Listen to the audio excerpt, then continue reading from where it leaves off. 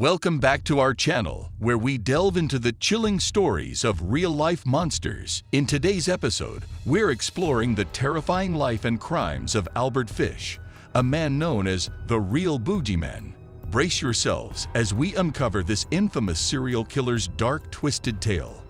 Albert Fish was an American serial killer and child molester who committed his crimes in the early 20th century. He was born on May 19, 1870, and his career spanned the early decades of the 20th century. His life is a chilling episode in the annals of criminal history, and his crimes are legendary.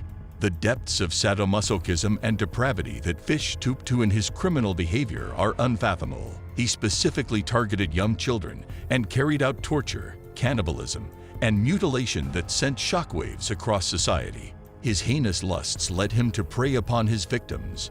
Some were just 2 years old when they fell prey to him.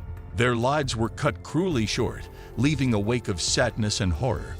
In 1919, Fish attacked a youngster in Georgetown who had intellectual disabilities. He chose persons who were either mentally challenged or people of African American descent to be his victims, and he subsequently explained that he felt these people would not be missed when they were slain. In later years, Fish was rumored to have claimed that he had occasionally bribed young males with money to acquire additional children for himself. The implements of hell that Fish used to torment, mutilate, and ultimately murder young infants were a meat cleaver, a butcher knife, and a small handsaw.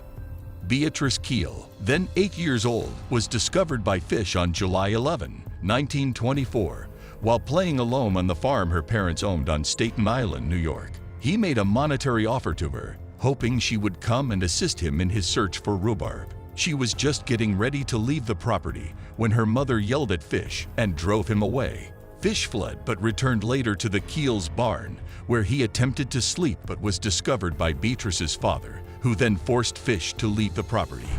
After 3 days, Fish was responsible for the death of Frances McDonald on Staten Island. 1924 was the year that Fish, then 54 years old and suffering from psychosis, had the delusional belief that God was instructing him to mutilate and torment children for sexual purposes. Shortly before he kidnapped Grace Budd, Fish attempted to test his so-called implements of hell on a young boy named Cyril Quinn, whom he had abused for some time. Fish approached Quinn and his friend as they were playing boxball on the sidewalk and inquired whether they had eaten lunch. Quinn and his friend had not. After learning they had not, he invited them inside his apartment for sandwiches and waited for them to say they had not. As the two little boys wrestled on Fish's bed, they could displace the mattress, revealing a knife, a tiny handsaw, and a meat cleaver hidden underneath. They experienced fear and escaped the apartment as quickly as they could.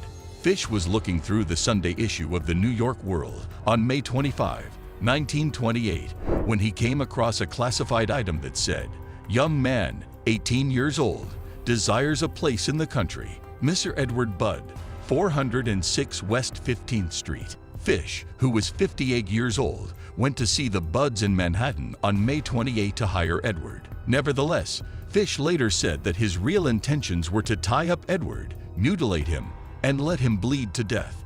Fish identified himself as Frank Howard, a Farmingdale, New York farmer. Fish's hometown in Farmingdale. He committed to hiring Bud and Willie, another friend of Bud's, and said he would contact them in a few days. Fish was late for the event, but he sent his regrets to the Budd family in the form of a telegram and proposed rescheduling it later. After Fish had returned, he was introduced to Grace Budd, who was just 10 years old. Grace was Edward's younger sister. It would appear that he changed his romantic interests to focus on Grace, and he swiftly fabricated a tale about having to attend his niece's birthday celebration. He persuaded Grace's parents, Delia Flanagan and Albert Budd I, to allow her to accompany him to the party that was taking place that evening.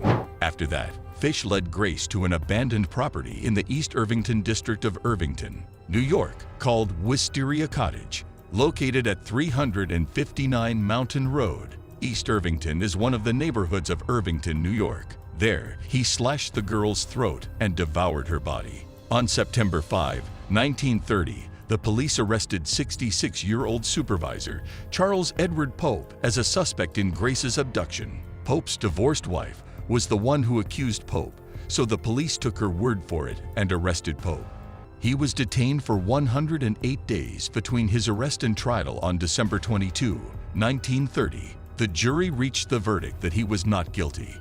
The atrocities committed by Albert Fish will forever be etched in the minds of members of the general public as being characteristic of serial killers. His terrible acts of brutality and his self-proclaimed notoriety as the Boogeyman have cemented his place in criminal history. If you found the chilling story of Albert Fish, the real Boogeyman, intriguing, make sure to hit that subscribe button to stay up to date with our channel. Don't miss out on our future episodes where we uncover the shocking stories of real-life monsters. Join our community of true crime enthusiasts and let's delve into the depths of darkness together.